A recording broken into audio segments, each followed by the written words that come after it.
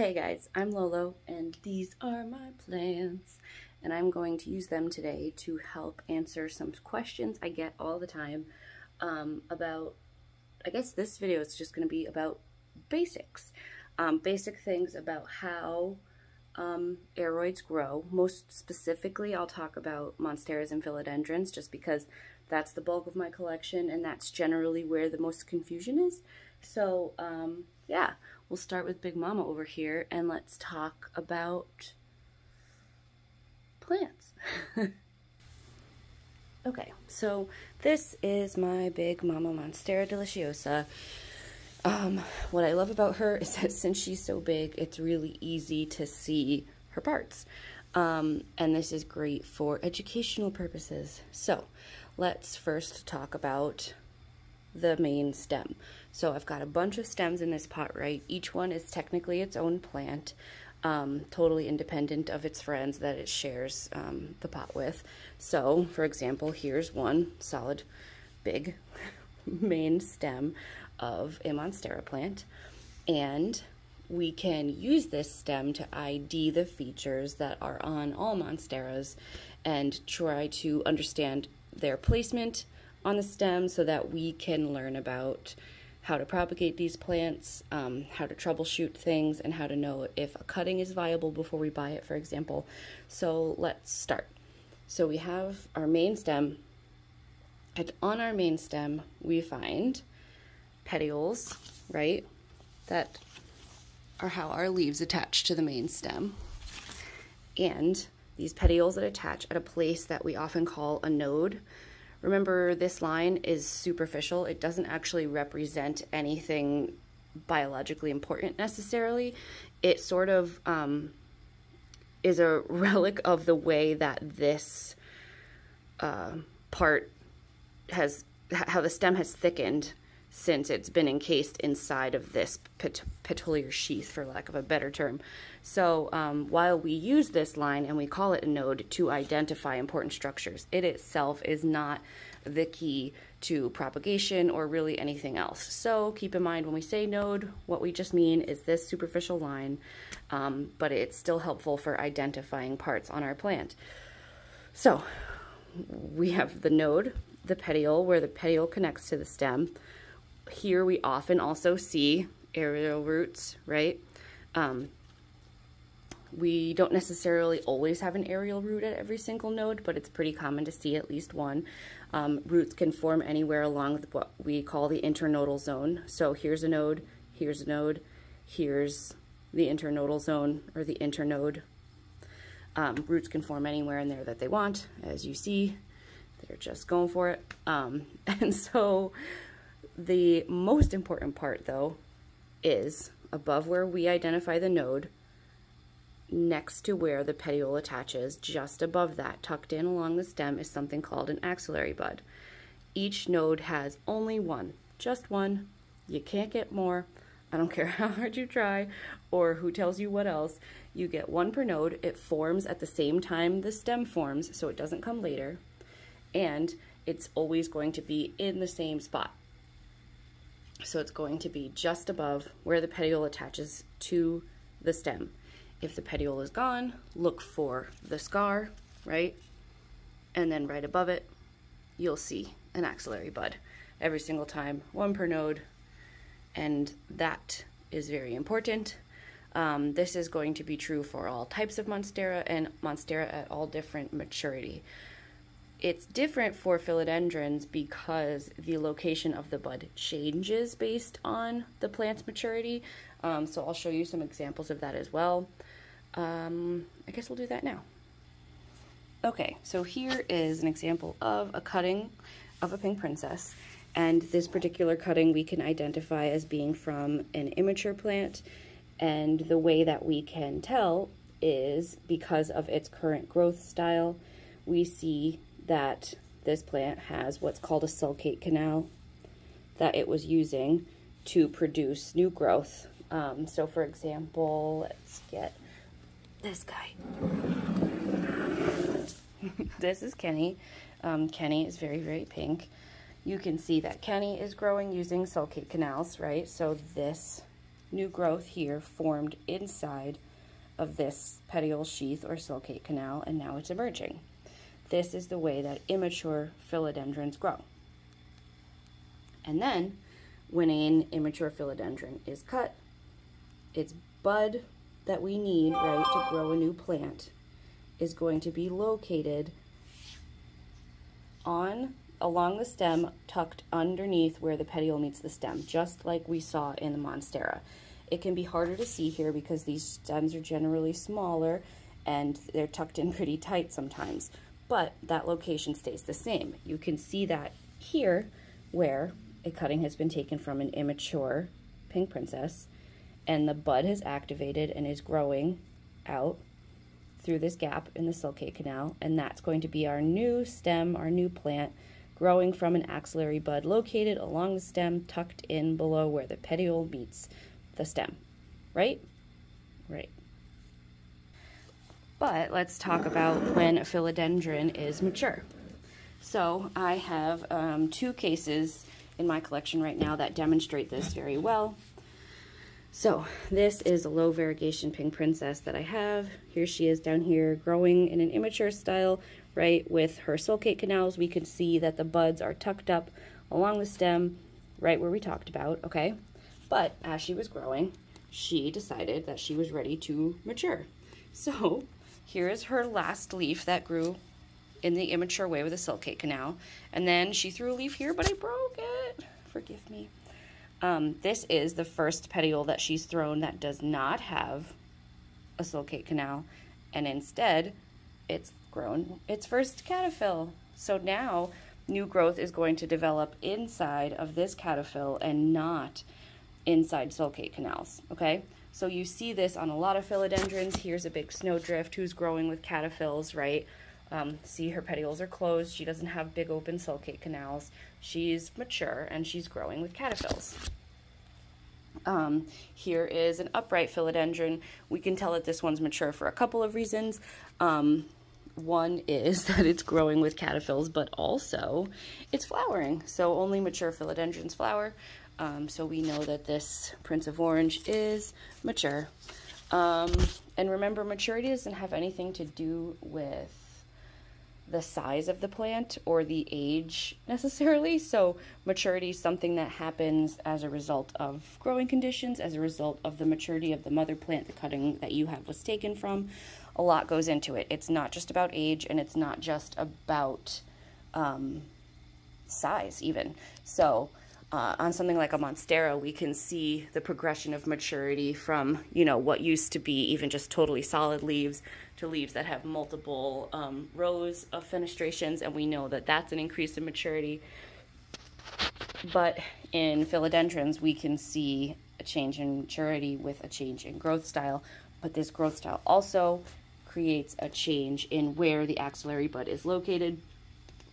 Here's another example really quick of a little Birkin that you can see here was growing with canals, and then this was her last leaf with canals. This is her first one that has no canal because, look, a cataphyll. Yay, she's a big girl now. So anyways, when we see a philodendron start to use cataphyls to grow, no longer is the bud tucked along the stem, right, next to where the petiole attaches. Instead, we find it on the opposite side of the petiole connection. So we could see this pretty clearly over here on the snowdrift. So here is a petiole, right, connection, and directly across from it, above the line of the node, is our axillary bud. We could go around and find tons of examples of this on all of my philodendrons, but I don't want to drive you completely out of your mind. But it is valuable to take some time to look at the styles that your philodendrons are growing in. Here is a little Florida Beauty. I actually don't know if this type of philodendron ever grows with sulcate canals or if they're always growing with cataphyls, because I've only ever had ones that grow from cataphyls, so maybe someone can answer that question for me. Either way, here is another example of a philodendron growing with cataphyls, the petiole connecting, and then on the opposite side we find the bud. Instead of, you remember, On an immature philodendron growing with canals, we see the bud tucked next to the petiole connection. On a mature one growing with caterpillars, we see it directly across from that connection. So you might be saying, who cares? Who cares about buds, Lolo? Like, this is just weird. Well, turns out buds are the key to everything. So there are two sections of the plant that have what's called meristematic tissue. The first is going to be at your axillary buds, and the second is going to be what's called your terminal or apical growth. So this concept is actually really important for propagation. When you look at your main stem, you want to find the apex of that growth, right? So the new growth that's going to come, the next new leaf, is encased inside of this leaf's petiole, right? In there is what we call our terminal growth. On this plant, it got damaged, but it's still growing, so this section here is our apical or terminal growth, and it's important because of something called apical dominance, which regulates the way that these plants grow. Because of apical dominance, this terminal or apical growth is always going to get the resources that this plant has to continue growing and maturing, right? So, what's up with these buds? These buds are going to stay dormant until the terminal or apical growth is truncated, and then the plant will activate them and grow a new stem. So a lot of people think that a bud's going to grow a new leaf. Yeah, eventually you'll see a leaf, but what it's actually doing is growing an entire new stem, an entire section of plant. In some plants that like to activate buds while their terminal growth is still attached, we would call it a secondary stem. But in Monstera, that's really uncommon. They really kind of grow with that apical dominance, and we don't see buds activating all willy-nilly like we do in something like a Philodendron Florida Ghost. Those things are just crazy. So anyways, the bud, right, and the terminal growth. Here's the terminal growth over here inside this. These contain what's called meristematic tissue, and that is the tissue in the plant that's capable of cell division, so it's undifferentiated cells. These cells can be turned into whatever part of the plant needs, right? So this can produce a whole new section of stem that's capable of growing all of its own petioles, its own nodes, its own aerial roots and axillary buds. So the important thing to remember is, while everyone says you need a node for propagation, that's not actually accurate. This line isn't going to do anything for you. Like I told you, it's just superficial. What you actually need is an axillary bud. There's one per node, right? You only get one. You can't force more. I don't care how much cakey paste you put on it, it's not going to work. You get one bud per node. Once that bud is used up, that is the end of it, because it no longer contains that meristematic tissue that's capable of cell division. So there's no biological pathway forward for a cutting that doesn't have a bud. For example, if I were to take this cutting and cut it below the bud here and here, right, and just take this section, yeah, it has a node, but it doesn't have a bud. So there's nowhere for new growth to come from. So remember, when you're shopping for cuttings, you're not looking just for a node. You'd like to see an axillary bud, because that's where your new growth is coming from, and that's what matters.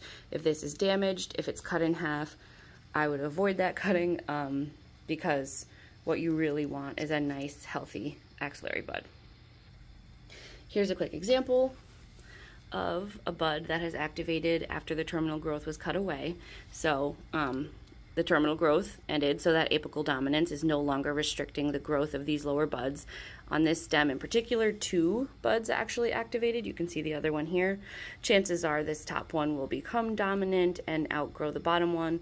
If I wanted to have really healthy growth in both, I would separate them so that each could be its own plant and each get that, title of the dominant growth and get full support from its own root system. So anyways, this is an example of a bud sprouting to grow a new stem off of this main stem, our own little secondary stem with all its own parts and leaves and petioles and roots.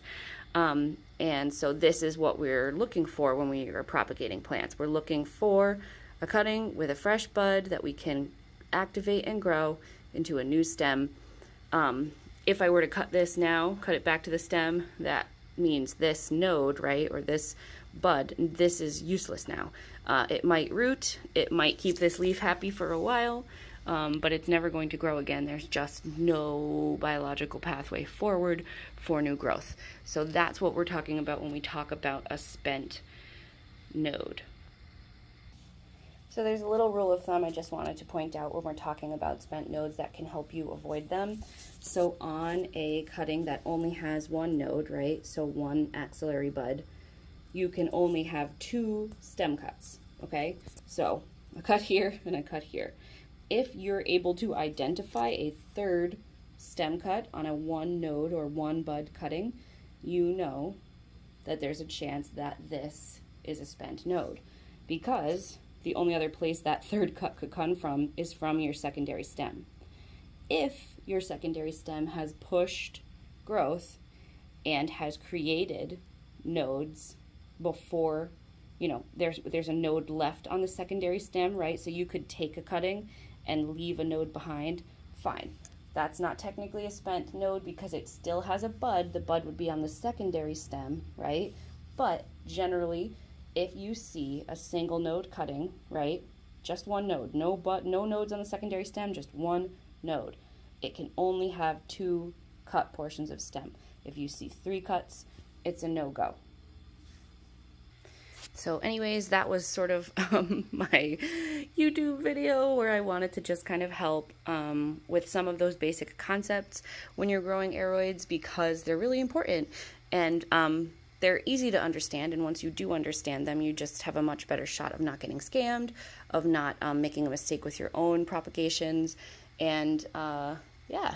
So feel free to send me questions anytime. If there's a different sort of video you'd like to see made, or if some of this was unclear, just let me know. I'd love to hear from you guys, and I hope that this was helpful.